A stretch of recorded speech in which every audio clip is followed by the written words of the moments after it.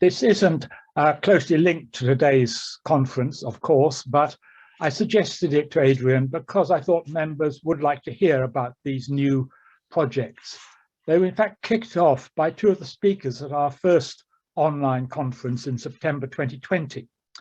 They lamented the lack of up-to-date maps of aisled halls, where the only available one was that by Kathleen Sandor, published in VA in 1986. While for crown posts, the best mapping is that by Bob Meeson, dated crown post roofs, relatively recent in 2012 in VA, but specific to those with dates.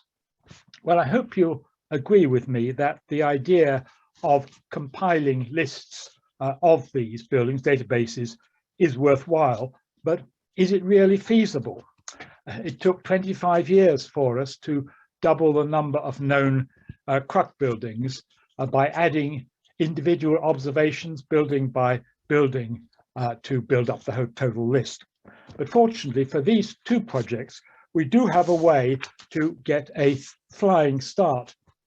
Many, perhaps even most of the buildings, we don't really know that yet, will be listed as of historic interest, at least in England, and I daren't think about what to do about Scotland or Wales.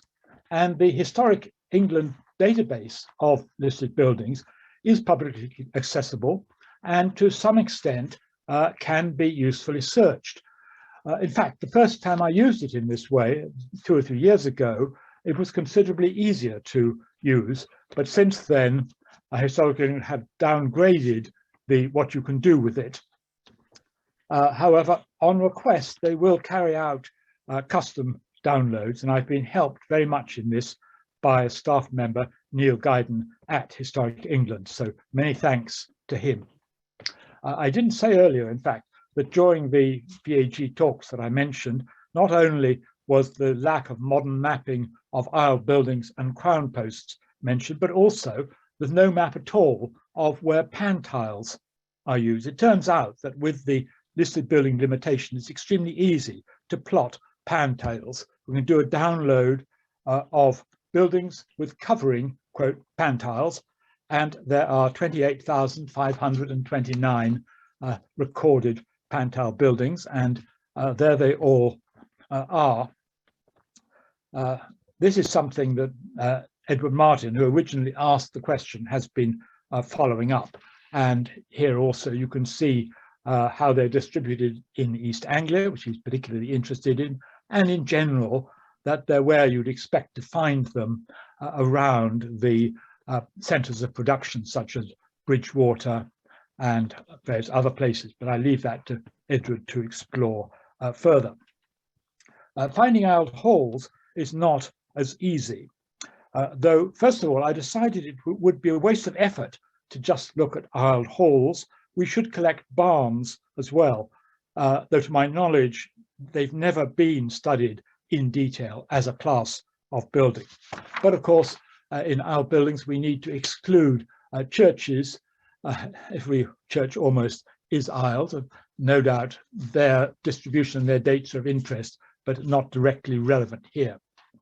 Now, our first search of the Historic England list generated 1,300 results, divided between majority of them barns, some halls. But it's clear from this that a good many well-known buildings are missing. And we've now done some further exploratory searches, which we haven't yet fully evaluated, to try and bring in probably about the same number again of buildings that's still to be added to these. But I don't think the difference between those that we got in the first search and the second search are particularly significant as far as location and so on is concerned. And I'm pleased also to acknowledge the help of Andy Moore. Between us, we are working through the list of sites in the dated listed building database and extracting information about them to make up the database itself. But it's a fair way off yet before having anything that's actually functional and publicly worthwhile making available. Well, if we look at these two lists, the distribution of halls looks quite close to that that's been found before, with concentrations in Kent, East Anglia and Yorkshire.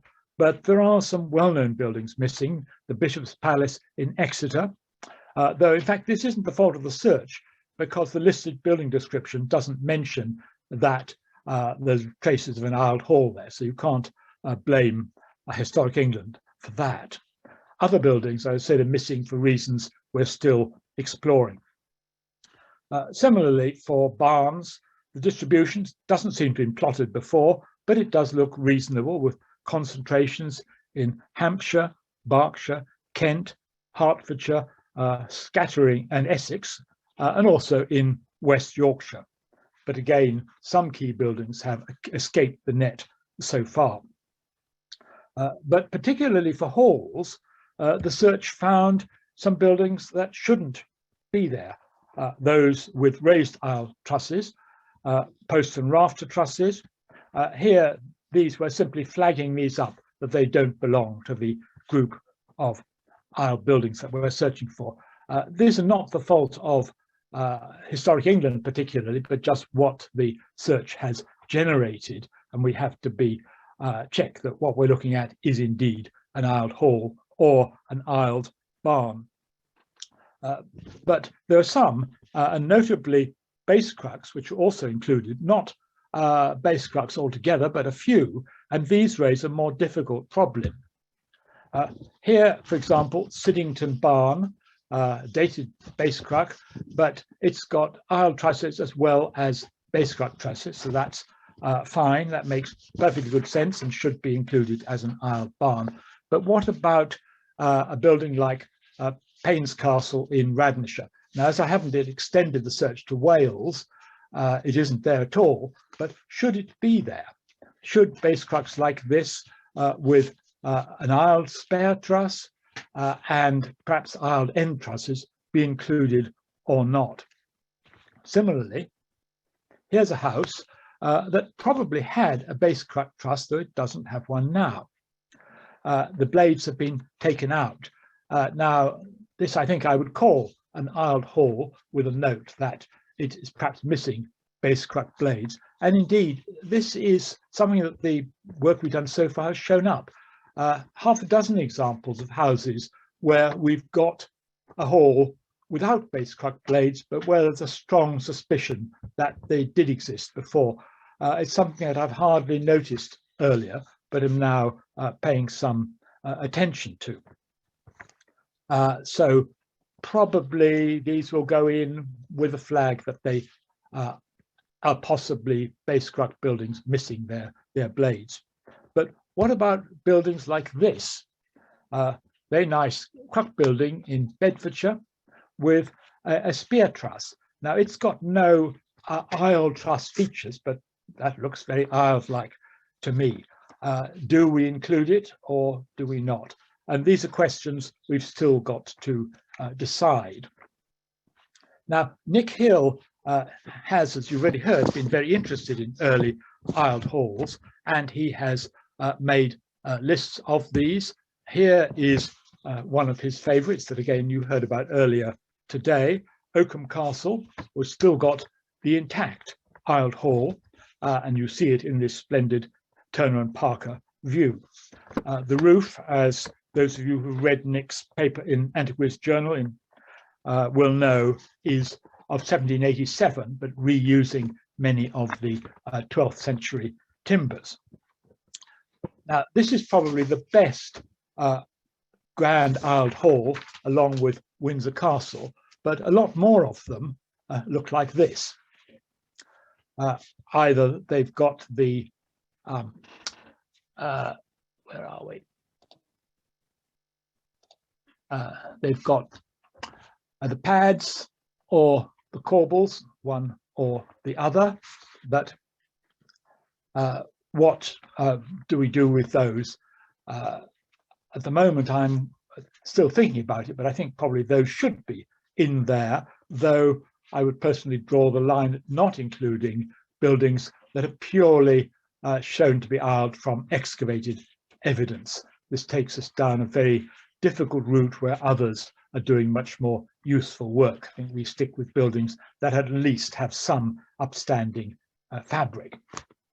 Another point that's of interest is that Oakham, we're looking at a stone arcade, but Leicester Castle, again, as we heard this morning, has a timber arcade. Similarly, the Bishop's Palace at Lincoln has a stone arcade, but Hereford Bishop's Palace is of timber. I think it's clear that we need to include both types, and indeed, having realized this, we've added a column to our spreadsheet which says what sort of arcade it is, and will be populated as we go along. Barns seem almost exclusively to be of timber arcades, and anybody who knows one with stone arcade, do please let us know. Nick and I have in fact identified one, a description supposedly of a barn with stone pillars at Wells in Somerset, but neither of us have seen this, and so although it's probably correctly described, we're reserving judgment on this. And as I said, an unresolved question: how far do we go to include lost or ruined halls like Ashby?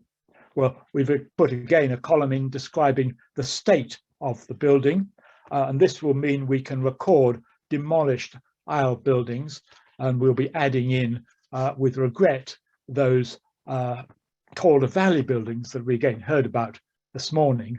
I saw those thus many years ago, and I'm sad to hear that most of them no longer exist. But there are other types of aisle buildings than churches, halls, or barns. Here, particularly notable are medieval hospitals. These often have a distinctive plan. They're just like a church with an aisled nave and a chancel. But in hospitals, the nave is in fact the hospital ward, and will have beds and sometimes cubicles in the aisles and a chapel in the chancel to provide a spiritual nourishment that made up a major component of medieval medical treatment at this period. And this is probably the best surviving example, St Mary's Hospital, Chichester, and you've got a view of it and a very nice early drawing, both these taken from the publicly accessible Wellcome Institute site with images of medical relevance. Very fine timber aisled structure with crown posts, dated to about 1285, though I don't believe this has a tree ring date at the moment. Similar, in fact, often of identical plan, are the infirmaries that were part of many monastic sites. This is getting perhaps a bit more marginal, but I think we probably will include this. Here is one of these, the monastic infirmary at Ely, built about 1160 to precisely this plan. But very curiously, it's been turned inside out. In the 15th century, each of the aisles was converted to a separate building. The arcades were blocked up, and the nave became what is called Firmary Lane. So here we are in the nave, but it's open to the sky. Let's turn briefly to look at the barns, where we're getting on. We're still working on the base list, and we haven't done much analysis. Here's a small selection of barns. A great barn at Ely, not in the Historic England list, since it was demolished in 1842, but there's an outstanding record of it published by Willis. And a barn which is really rather similar to it has given a tree ring date of 1278 to 1302, so you can probably associate that with the Sextry barn. There are, in fact, 84 dated aisle barns in the database of tree ring dates, ranging from, 8 aisle buildings, I should say, not aisle barns, ranging from 1205 to 1740. One of the things we will be doing when we've got our first list completed is to add and correlate the dates with the buildings that we've got in the list. One thing stands out from the dates given by Historic England for each of the barns, setting around one with a suggested date of around 1000 AD. I think that needs some serious evaluation as to whether that's valid or what date it is. These dates run from the early 13th century to the mid-19th century. In advance of the triggering dates, we find that 40 of the barns are themselves dated, with dates ranging from 1625 to 1863. And you can see the distribution of these widely scattered in the 17th century, where the old barns are found at all. 18th century is still very widely scattered.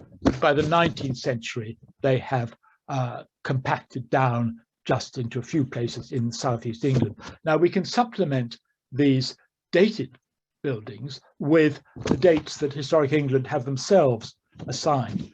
I'd be a bit skeptical about being confidence in the medieval dates, whether they say 13th, 14th or 15th century, possibly tending to date a little bit late rather than early. But in the 17th, 18th and 19th century, these dates are probably reasonably reliable, and we can plot these out as well. And here you see the dates by century as assigned by Historic England, which pretty much match the dates of the buildings where we've actually got an inscribed date on them. And it's a great interest to me to discover that barns continued to be being built in traditional form right up into the 19th century over this rather limited area here. That's something totally new to me. I was aware of the tradition extending into the 18th century, but certainly not to the 19th century. I might add there's even one, which isn't yet on the list here, of 1870, built in concrete in a model farm. Now, is this the Isle barn tradition still continuing? It probably is.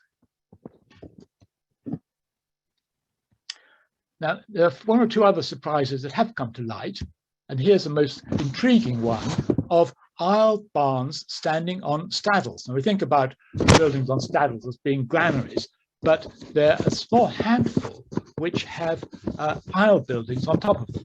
And I don't think you can really call these just granaries. Here is one at Overwallop, which is described, no, it's not described. This photograph came from Bob Edwards. There's a very fine example with drawings at Mitchelmarsh, both these in Hampshire, another one at Overwallop, and also one in Wiltshire. And there may be others that we haven't yet discovered. I thought I would share this, surprising to me at least, insight with you.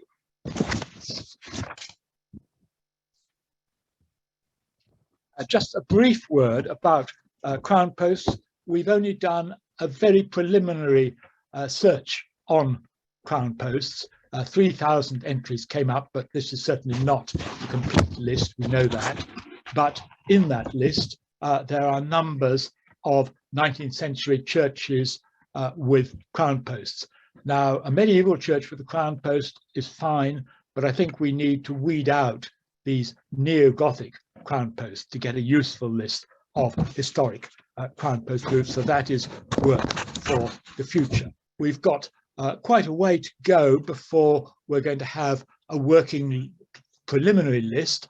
But once we do, we will be able to share this with those with local expertise. I've already had an offer from Bob Edwards to look at the list for Hampshire and see what needs to be added or subtracted from it. And anybody with particular interest in our buildings in a particular area should let me know. And when we have a list, we can pass it on and update the list with the buildings which aren't in the HE list or with amendments to it from that. So I hope the future will be interesting. Thank you.